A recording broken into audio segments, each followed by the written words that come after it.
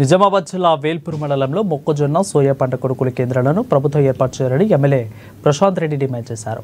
జిల్లాలో ఇప్పటికీ 60% మొక్కజొన్న కోతలు పూర్తయ్యాయని అన్నారు. కురుస్తున్న అకాల వర్షాల కారణంగా కొనుగోలు కేంద్రాలు ఏర్పాటు చేయకపోవడంతో దళారులు చెప్పిన రేట్లకే గత్యంతరం లేక పంటను రైతులు అమ్ముకుంటున్నారని తెలిపారు. ఇటీవల భీంగల్ మండల కేంద్రంలో దెబ్బతిన్న పంటలకు ఎకరానికి 25,000 రూపాయల నష్టపరిహారం అందించాలని ప్రశాంత్ రెడ్డి డిమాండ్ చేశారు. నిజామాబాద్ జిల్లాలో దాంట్లో పాల్గొండ నియోజకవర్గంలో మొక్కజొన్న పంట చేతికొచ్చింది. దాదాపు 60% కోతలు కూడా జరిగినాయి.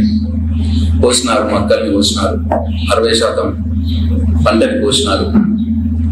అయితే ఈ సందర్భంగా ప్రైవేట్ వ్యాపారులు వాళ్ళు ఎంతో కష్టపడి పండించినటువంటి ఈ మొక్క పంటని క్వింటాలకు 1,800 రూపాయలకు కూడా సరిగా కొనట్లేదు. చాలా రైతులు నష్టపోయే పరిస్థితి వచ్చింది. మొదలు 2,000 నుంచి మొదలు పెట్టినారు. 2,000 నుంచి 1,900 దిగింది. 1,900 నుంచి ఇప్పుడు 1,800 కొంటున్నారు. రేపో మాపో 1,600 పోయే ప్రమాదం కూడా ఉన్నది. క్వింటాల్ ధర ప్రైవేట్ వ్యాపారం.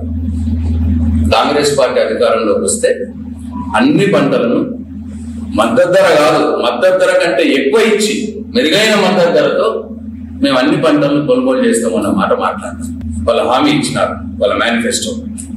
దానికి తోడు ఆ రోజు వాళ్ళు